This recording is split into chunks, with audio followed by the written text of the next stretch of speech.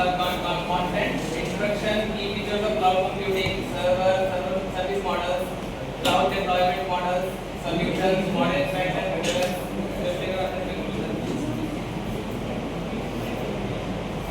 Cloud computing क्या होता है? Cloud computing is delivery of services, delivery of computing services है.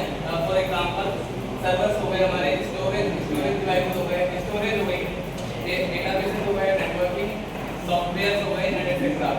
over the internet. It offers,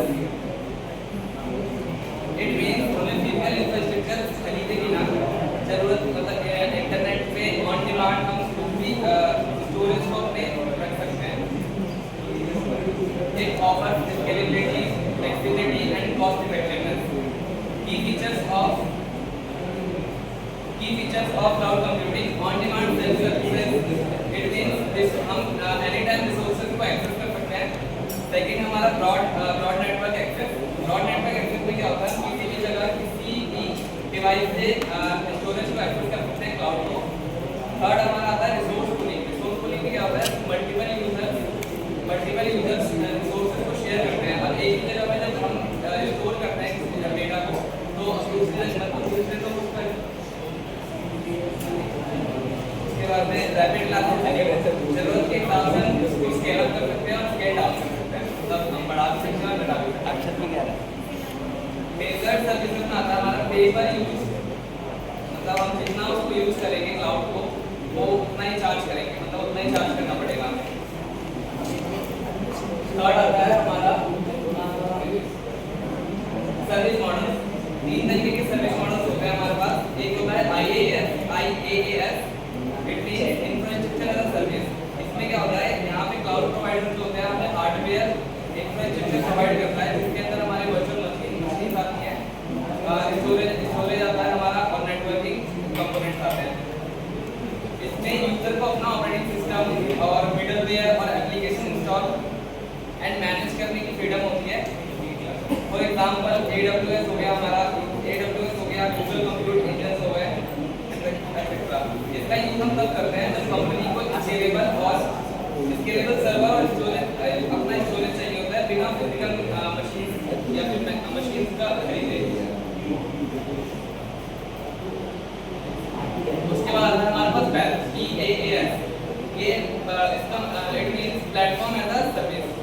यहाँ पे प्रोवाइडर केवल इंफ्रास्ट्रक्चर ही नहीं बल्कि रन टाइम एनवायरनमेंट और डेवलपमेंट टूल्स भी देता है जिसमें डेवलपर को बस अपना कोड लिखना है और वहाँ पे डिप्लॉय करना होता है. इसके एग्जांपल आते हैं हमारे गूगल ऐप इंजन हो गया, Heroku हो गया. इसको यूज तब करते हैं हम जब एक हमें एप्लीकेशन चाहिए होती है जो कि हम टेस्ट करना चाहते हैं बिना मतलब उसका सर्वर खरीदे. उसके बाद थर्ड आता है हमारा SaaS, software as a service. Software as a service में क्या होता है? हम एक रेडीमेड सॉफ्टवेयर एप्लीकेशन इंटरनेट पे प्रोवाइड करता है जहाँ पे यूजर को कुछ मतलब इंस्टॉल करने की जरूरत नहीं होती. तो वहाँ पे अपना सॉफ्टवेयर यूज करता है देन वहाँ से उसको एक्सेस कर सकता है. इसके एग्जांपल हो गया हमारे Gmail और Office 365 और Salesforce. उसके बाद आते हैं हमारे डिप्लॉयमेंट मॉडल. 4 तरीके के डिप्लॉयमेंट मॉडल्स होते हैं हमारे पास. फर्स्ट होता है पब्लिक क्लाउड जिसको कोई भी मतलब ओपन फॉर एवरीवन, मतलब कोई भी एक्सेस कर सकता है. फॉर एग्जांपल AWS हो गया, Azure हो गया, गूगल क्लाउड हो गया. सेकंड आता है हमारे पास प्राइवेट क्लाउड. प्राइवेट क्लाउड एक सिंगल ऑर्गेनाइजेशन अपने हिसाब से मतलब यूज करती है और मतलब सिर्फ वो यूज करती है. हाइब्रिड क्लाउड में आता है पब्लिक और प्राइवेट दोनों मिक्स. जब हम चाहते हैं कि कुछ चीज़ें हम अपनी कंपनी में प्राइवेटली स्टोर करें, सिक्योर रखें, तो हम प्राइवेट यूज करते हैं. पब्लिक के लिए कम्युनिटी क्लाइंट्स एक ही तरह की organization, multiple organization with common need. मतलब इट मींस कि एक ही तरीके की कंपनी में ऑर्गेनाइजेशन है स्टोरेज या फिर क्लाउड चाहिए होता है तो कम्युनिटी क्लाउड का यूज करती है. नेक्स्ट है हमारा क्लाउड कंप्यूटिंग आर्किटेक्चर। इसमें तीन चीजें आती हैं, front end, back and and management system. Front end क्या होता है? फ्रंट एंड को हम क्लाइंट साइड भी कहते हैं, क्लाइंट साइड और क्लाउड कंप्यूटिंग भी कहते हैं। इसमें वो यूजर इंटरफेस, इसमें यूजर इंटरफेस और एप्लीकेशंस आते हैं जिनका यूज क्लाइंट करता है क्लाउड सर्विसेज को एक्सेस करने के लिए। एग्जांपल के तौर पे हो गया हमारा वेब ब्राउज़र, एप्लीकेशंस हो गए जो कि डायरेक्टली इंटरैक्ट करते हैं विद यूजर से। सेकंड आता है हमारा backend as a service. Backend में आते हैं, बैकएंड को हम क्लाउड इटसेल्फ ही बोलते हैं, जो सर्विस प्रोवाइडर होता है वो उसको मैनेज करता है। इसमें रिसोर्सेज होते हैं, स्टोरेज होता है हमारा, वर्चुअल मशीन्स होती है, ट्रैफिक कंट्रोल और सिक्योरिटी मैकेनिज्म्स होते हैं। इन शॉर्ट बैकएंड को हिस्सा, बैकएंड वो हिस्सा है जो यूजर को दिखाई देता लेकिन सारी प्रोसेस नहीं होती है, प्रोसेसिंग नहीं करता है। फिर आते हैं हमारे इसके component, main components of cloud architecture. First आता है हमारा इसमें क्लाइंट इंफ्रास्ट्रक्चर, जो कि हमारा फ्रंट एंड का पार्ट होता है, जो हमें GUI प्रोवाइड कराता है क्लाउड को, क्लाउड से इंटरेक्ट क्या करो।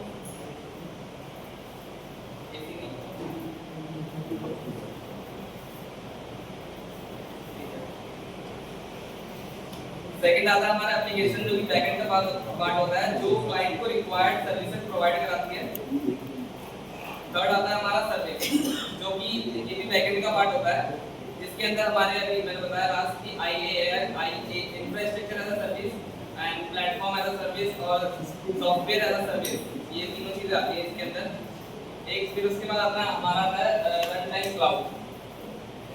रन टाइम क्लाउड के अंदर क्या होता है? हमारे वर्चुअल मैकेनिज्म मशीन्स होती हैं, मशीन्स के लिए एग्जीक्यूशन एनवायरनमेंट को प्रोवाइड कराता है रन टाइम, हमारा क्लाउड रन टाइम। उसके बाद आता है हमारा स्टोरेज। स्टोरेज में एक फ्लेक्सिबल और स्केलेबल डेटा स्टोरेज प्रोवाइड कराता है स्टोरेज। एंड आता है हमारा इंफ्रास्ट्रक्चर, इसमें सर्वर, स्टोरेज, डिवाइसेस, नेटवर्क और वर्चुअलाइजेशन सॉफ्टवेयर आते हैं। सिक्योरिटी, क्लाउड रिसोर्सेज और डेटा को सुरक्षित सिक्योर रखने के लिए,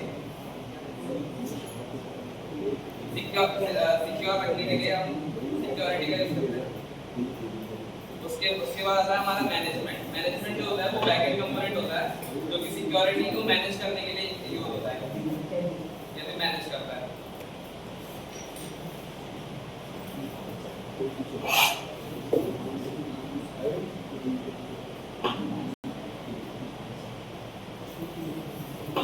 फिर आता है बेनिफिट्स ऑफ क्लाउड आर्किटेक्चर।